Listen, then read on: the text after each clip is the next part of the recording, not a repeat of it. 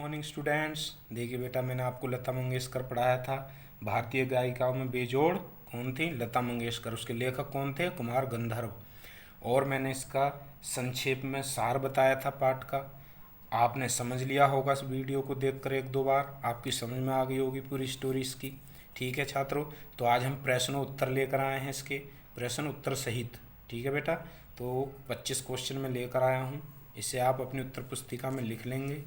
अगर आपने इसको लिख लिया, समझ लिया, तो आप कोई भी परीक्षा में आए हुए प्रश्न का उत्तर दे पाएंगे। देखिए पहला प्रश्न, एक अनजान स्वर को तन्मयता से कौन सुनता रहा, वह स्वर किसका था? तो ये मैंने आपको पढ़ाया था ना कि जो एक अनजान स्वर था वो कौन सुनता रहा? लेखक, जब बीमार पड़ा था।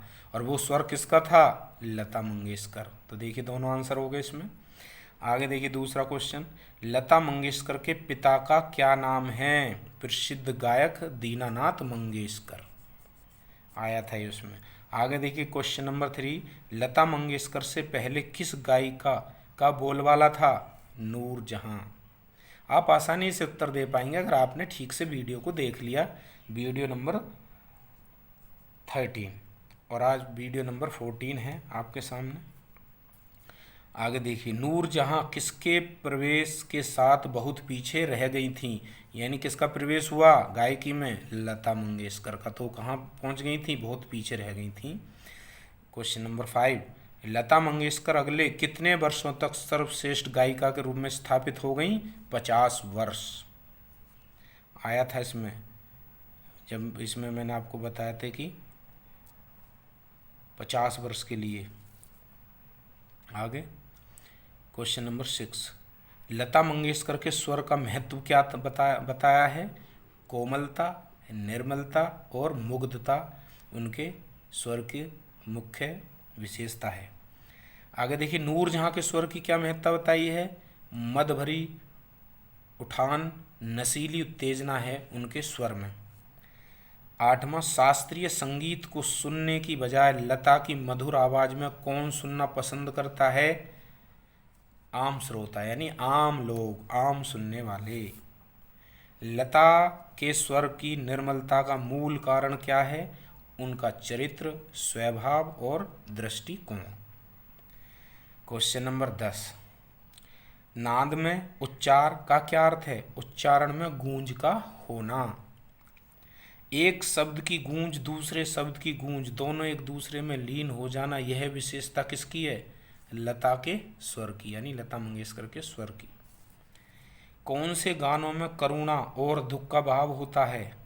यानी ऐसा कौन से गाने हैं जिसमें करुणा और दुख का भाव प्रकट होगा? वो है करुण रस। प्रसन्नता से भरे हुए श्रृंगारिक गानों को कहा जाता है मुग्ध श्रृंगार रस। ऐसा इस अध्याय में आया है। क्वेश्चन नंबर 14 की बात करेंगे अब।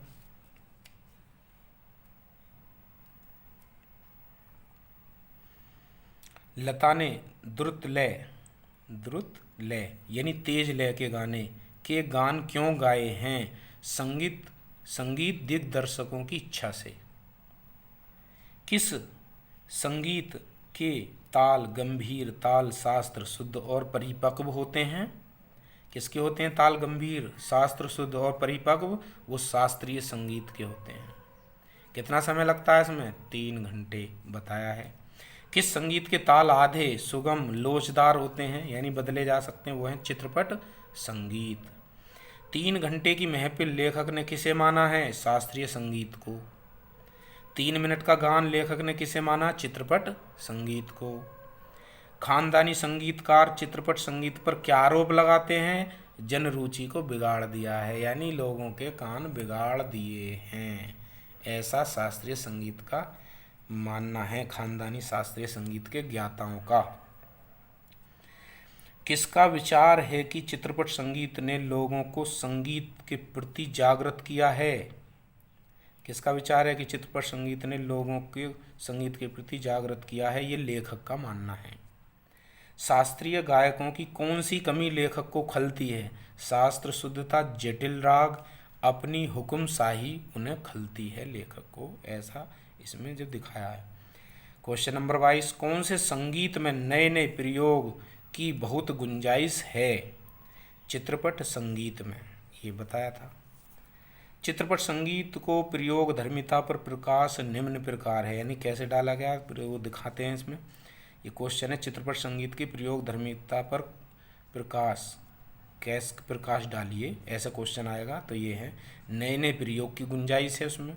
शास्त्रीय रागों के साथ साथ क्षेत्रीय लोकगीतों की भी भरपूर उपयोग हो सकता है, जैसे पंजाब, राजस्थान, बंगाल, अन्य प्रांतों की लोक धुनों के आधार पर नए नए गाने बनाए गए हैं, जो हम सुनते भी हैं। क्वेश्चन नंबर 24, पाठ, ये देखिए मैं पहले शुरू में देना था लेकिन मैंने बाद में कर दिया। ऐसा परीक्षा में कई बार आया है, पूछा है कि पाठ का नाम आ जाएगा, मान लो एक पैराग्राफ भी दे देते हैं कभी कभार इसमें से, और पैराग्राफ देकर फिर पूछते हैं इस पाठ का क्या नाम है, लिखिए। तो ये पूरा नाम आपको लिखना पड़ेगा, भारतीय गायिकाओं में बेजोड़ लता मंगेशकर, ये पूरा नाम है इस चैप्टर का। पाठ का लेखक का नाम भी आ जाता है, यानी 1 नंबर का ये और 1 नंबर का ये, कई बार आया है तो इसलिए मैंने इसको लिखा। तो कौन है? कुमार गंधर्व इसके लेखक हैं।